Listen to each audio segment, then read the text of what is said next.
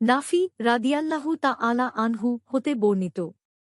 তিনি বলেন, এক লোক ইবনু উমার রাদিয়াল্লাহু তাআলা আনহু এর নিকটে এসে বলল, অমুক লোক আপনাকে সালাম দিয়েছে।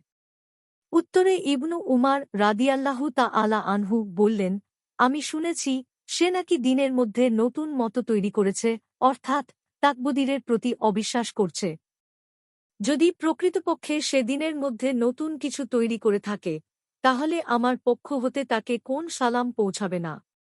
কেননা আমি রসূলুল্লাহ সাল্লাল্লাহু আলাইহি ওয়াসাল্লামকে বলতে শুনেছি, তিনি বলেছেন, আমার উম্মাতের অথবা এ উম্মাতের মধ্যে জমিনে ধসে যাওয়া, চেহারা বিকৃত রূপ ধারণ করা, শিলা পাথর বর্ষণের মতো আল্লাহর কঠিন আয়াব পতিত হবে তাদের ওপর যারা তাকবীরের প্রতি অস্বীকারী হবে।